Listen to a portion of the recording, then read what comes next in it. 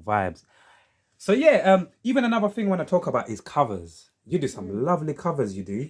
You do Thank some you. lovely covers, yeah. And once again, like as a consumer, as a person who loves music, I've loved back in when I say back in the days, I'm not as old as when I'm not that old, but you see that going back a good few years ago, yeah. There was like even once again, like I just look around and I just try to see things as a consumer, and it's like once again, I don't think many people do covers. You know, Mm, like there was a phrase where so many people, as soon as a song is popping, you would go literally on YouTube and you're guaranteed to find so many different people, mm, making covers to those songs that are popping mm. right now. But I feel like it's died down a little bit. But people like you, big yourself up because you're still doing covers. You're doing dope covers. Like, yeah, like, what how long have you been doing covers for? And Mm, what made you to continue? What made you continue doing covers? Especially like I said, like these yeah, days, not many people are doing covers. Like, yeah. I feel like some people ruin covers. And I'm not joking, like you get, do you know that nobody move, there's blood on the yeah. floor. Oh, so like See how you sing. You know, there's even a effortless, there's effortless. a trending video going around Yeah, on TikTok that I'm sure everyone's heard of. But it's yeah, that song but it's sped up. So it's actually by a band called Thundercat, and yeah, it's like was back in the day. And now it's just like for like sped up versions. I think it's just the TikTok world, man. yeah. Like there's things can get very popular once it's trending on there. And I mean, originally, what was TikTok? It was an app for kids. It wasn't always called TikTok. It was called what was it called? I can't remember what it's called. But TikTok used to be called something, and it was mainly just an app for kids to make music videos on, but like really Okay. shit music videos. And Musically, that's what it was called. Yeah. Music.ly.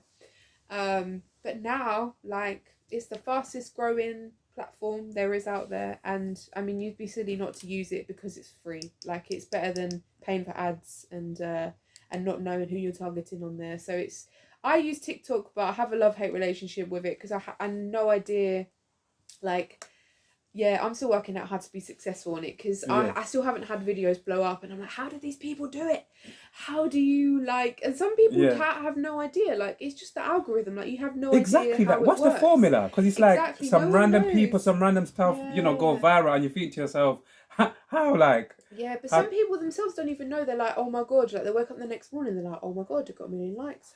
How the and yeah, next thing I know, I'm on TV, and it's just like, well, I'm waiting for this to happen to me. Thank you very much. yeah, But yeah, but then the question is, does it change people? Does it change how people do their content? Because they yeah. like want to cater to the I think it audiences. changes certain people, and you can see it through certain people's Yeah, content. and You see certain people it's whether chasing. you want to make music for yourself Yeah, or other people and what's popular, and that's the thing. exactly, Like Shannon. do you know Exactly what I that. mean? Like, Mm. if you're making music for other people, are you then considered like you're then like a slave to like just making music that other people want, Hmm. and you lose the original passion you had to do it in the That first authenticity place? in it, you lose it in Yeah, it. Understand? but the original question about covers, Yeah, I started. That's how you start off with covers. Like before, you write your own songs if that's what you want to do. You learn from the greats. You learn from people that inspire you. yeah. Artists. Um, I learned. What is it? Old nursery rhymes on the guitar when I first started out. She'll be coming round the mountain when Yeah. she comes. She'll be. I You tell, know that old yeah, yeah. nursery I'll tell rhyme. you. I'll tell you quickly. The first thing I that I learned learned how to play off that. that guitar is that boxer Anthony Joshua. He's got when he first Mm, no when he first came out, they went through like a phrase where they were like, Anthony Joshua, that, yeah. and the guy that was teaching me how to play, he would just keep that in your head and Yeah. Dun, dun dun, dun dun dun, dun. dun, dun. That's the first thing I Yeah, and learned. that's Yeah, from a cover as yeah. well, that Oh, song. is it? Yeah. I didn't know. My guy was Dun, just telling dun, me like, dun, you see, dun, dun. just keep on Yeah. practicing that. I But yeah, taught my guitar students that song, yeah. But yeah. yeah. So It's all good you though. you Yeah, well, covers. the way I did it Yeah, was just kind of right, find a song I like. Can I play it on guitar? Because you have to look up the chords of what it is. How easy is it to play? If it's easy to play, yeah. cool, play it. Play it at an open mic or whatever, and just see how other people find it. Is it good? Does it suit your voice? And just Mm. mainly doing it for fun, really. And I still continue doing covers today because it's a good way to say if someone new comes across my profile Yeah, and they're not don't really recognize me yet, and they haven't heard my songs before, they can hear something that they recognize, like a cover song that they know, and they go, oh, I like her version of this, or I don't like her version of this. Let's, either scroll past or see what she's got going on. But it's a great way to kind of grab people's attention with something they already know. And especially with gigs, like I've done a lot of function gigs, and a lot of them require you to learn like 3 hours of covers, materials. You have to have a lot of stuff in your repertoire. So yeah, a lot of classic favourites with the band are like Michael Jackson songs, and that, that song that's trending at the moment, Crazy by Nas Barkley. I think Remember sometimes. when. Oh yeah, I remember when it's trending again. There's that riff that's going. I didn't do it right, but there's that riff that's going on. So it's trending. Wait, like, is it trending like on social media or like on TikTok? TikTok. Okay. Yeah. Are you on TikTok? I was, but I'm not anymore. Basically, like when you basically you create an account and you basically automatically log in, and after a while you forget your password. Oh yeah. And then I lost my old phone basically, and it's like I forgot my TikTok password and I couldn't get back into it. But TikTok. I don't really miss it though. Instagram is just I'm just sorry to even cut you, by the way. That's alright. Like me, I'm just basically like kind of like I feel like I've got an old soul. I like things very simple. Even with this, a lot of people telling me do this, do that. I'll do it, but I like sometimes simplicity. Way. Simplicity. So I stay mainly mainly on Instagram and on YouTube, and I'm just like just in two places. Yeah. Even talking about music shows, man. You're talking about you doing a lot of these gigs. You're out there. Like, have you ever thought about like going on one of these TV music shows like The Voice or something like that? Have you ever thought about doing anything like that? Because I'm not gonna. I could see you. I could see you on there. I've never had the desire to be on the X Factor. Fuck the X Factor. I'm gonna say it straight. Fuck the X Factor, man. That's what was when I was growing up, and I did. Even me and my sister went on holiday with our family, and we used to, as we were kids, like we used to go around the Spanish bars and like play songs. I brought my guitar on holiday, and people were like, "Oh my god, you should go on. Have you ever thought about going on Britain's Got Talent or X Factor?" These British people get on holiday, like, "Oh my god, babes!" Like, they're half cut, they're drunk, and they're like, "Oh my god, you should go on this and this. You'd be a superstar." But the invitation is proper on point. I've had too many of those conversations. And I'm just like, no. Not for me. Like, I don't know. They're always with TV. There's that kind of politics and a lot of entertainment element of like things that. And it doesn't really go with my brand of being authentic. Like, I know that they're going to be like, right, let's film you like with your backstory, and you're going to say this and all this. And I'm just my cock died. 2 days before I joined X Factor. Exactly. Give me 5 for that. Shannon. Oh my god. Need your inside cut of like what's going on, but exactly. That's what I said. Fuck. What do you call it? Yeah. I'm not going to tell a lie. I was approached by The Voice. The Voice. Yeah, because The Voice looks a bit more professional. I'm not gonna lie. The Voice looks a bit more. Headhunt. A lot of these shows headhunt people, so they have scouts, and I got approached by a scout on Instagram. What actually was one of the producers of the show of The Voice, and they basically we arranged a phone call, and I was just like, let me just hear what they got to say. Like, it's an opportunity, isn't it? So let me just see what they have to say. And then they said that they were just showcasing different people they found on Instagram to like the producer of The Voice, just to see like who they could get on for next year's show. And I was one of them, and they were interested in me and my voice. And so I said I'd do an audition. I did an audition over Zoom. And it felt weird because I'd never auditioned online before, and I had vocal coach watching me on a box on a screen, and a couple producers, and I was just standing in my studio upstairs like, hey, just singing them a song. Was this like during COVID times? Yeah, not even this year. Literally this year as well. Yeah, man, because I'm not gonna. I could see you on The Voice, man. You see the way they are with the chairs, and it's literally because I feel like The Voice is just one of those. Like it's all about the voice and the person. Yeah. Out of all of them, The Voice would probably be most suited to me. Literally. But but then I auditioned. I didn't hear anything for 6 weeks. Because it was just that was like how long they were taking to process everyone.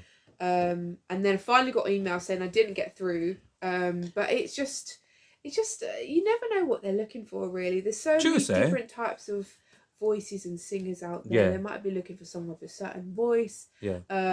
But they were very adamant that I come back next year and all this stuff. But I was just like, well, if you contact me again, maybe. But I'm not going to go out my way to apply. Like, Yeah. I can't be bothered. Like, you know, you like invited me and now you're saying you don't want me. Like, whatever. Like, I can thrive with or without the voice. Like, I don't need that to elevate me. Like, absolutely, it's not the be all end all. So I thought I'll try it. I've never auditioned for the voice, so if you want me to, okay.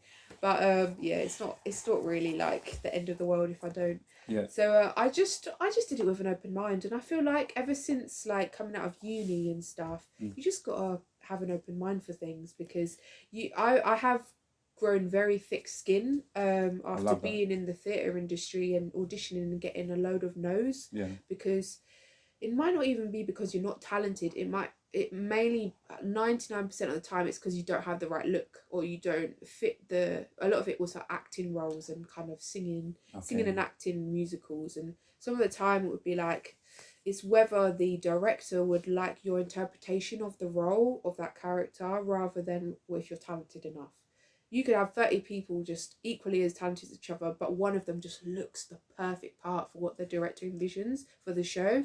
And it's the same with like you know, auditioning for like I auditioned for I got called up to audition for Little Mix's show The Search on BBC. Glad I didn't do it in the end because it looked shit. But like, yeah, I remember queuing up to do that. They got us in a room to like sing one of the Little Mix songs as a group, and I was just like, I'm a solo artist. Like, I'm not a group. I'm not. What is it? Is it like person. Trying to make? Sorry to even cut you again. So darling. A few years ago, like, BBC One were trying to do like a TV show with Little Mix, and Little Mix were trying to get a band together to support them on their tour. So the winners would support them on tour. So I thought it was 2019 at the time. Like I literally finished a gig and I got a phone call that night. Like, can you come tomorrow morning for an audition? I'm like, huh? What audition? They're like, oh, we're casting for Little Mix's The Search for BBC, and I'm like, at the time I was like, oh, BBC, big name, okay, cool, I'll come.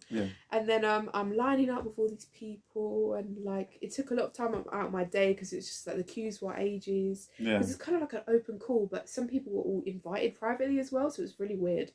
And then we got invited into like we got put into groups basically with like strangers we didn't know, just other people auditioning, and we got given a Little Mix song where to like make harmonies together in like 5 minutes, and I'm a pro at harmonies. Like, I songwrite and I love writing different melodies and harmonies. So I like you're on this, like if they didn't know what to do, I'd be like, right, you're doing the top, you're doing the bottom, and I'm doing the middle. Let's go. Like, hey, tell them, messing Shannon. around. Like I was just like, we got 5 minutes, like we've got to hurry up, and like. But it was a fun day. Like, it was a cool audition. And then we had solo auditions after the group stages. And then that was sort of like kind of November time, I think. And then it got to January, and then people would get a letter whether they got through or not. And then I didn't get through, but I was just like, great. Like, it was a cool time auditioning. Did they end up like you see that group, the final group that ended up putting together? Did they end up being successful, or did they end up staying together? I didn't keep up with the program. Like, I watched a couple. I think I watched the opening episode or something, and I was just like, these people, like, no, not even good. Like. Hey, you missed that, like, you audition for these things and you see who they actually cast, and it's like, really?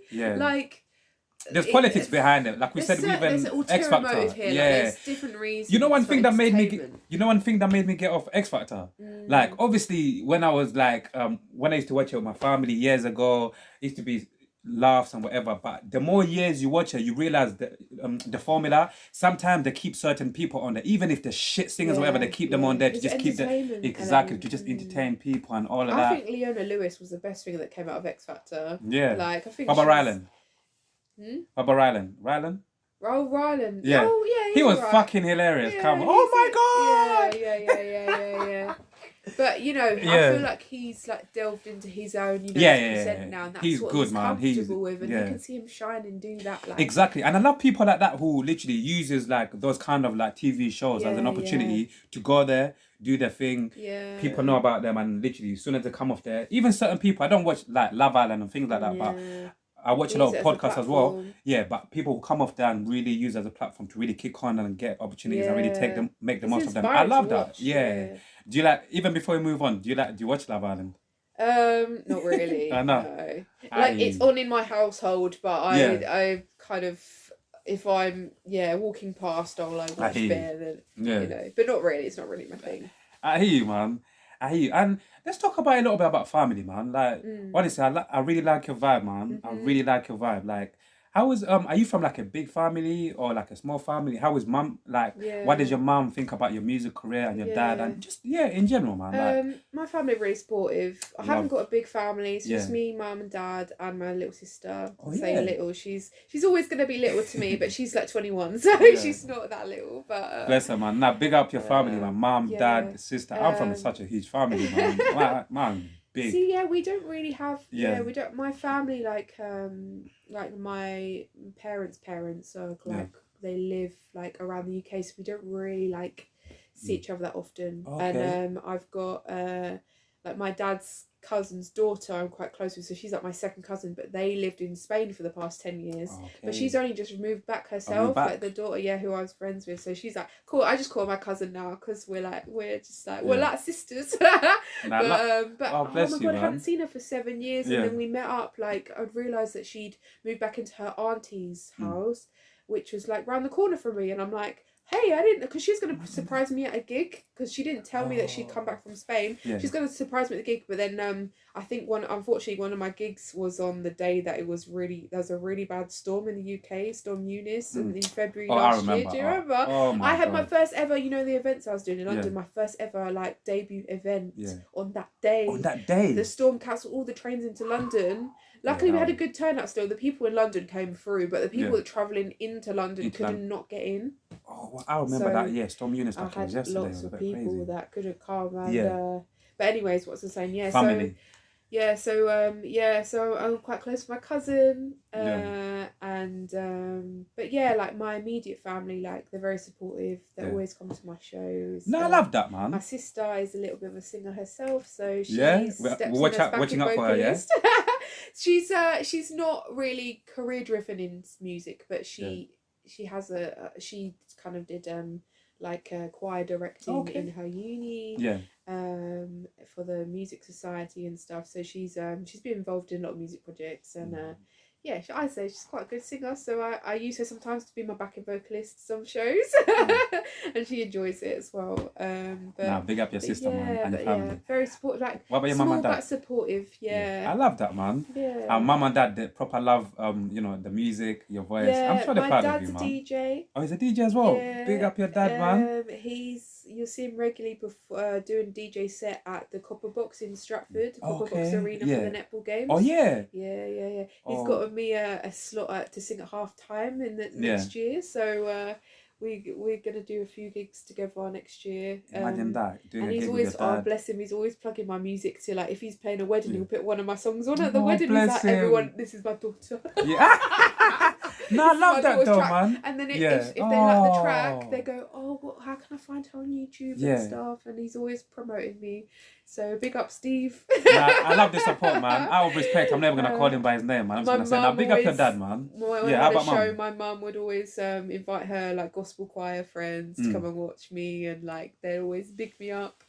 So my mum's always like looking out for me and like opportunities for me and stuff. They're always like looking out for opportunities and stuff. So yeah. I love that, man. Complain. I love that.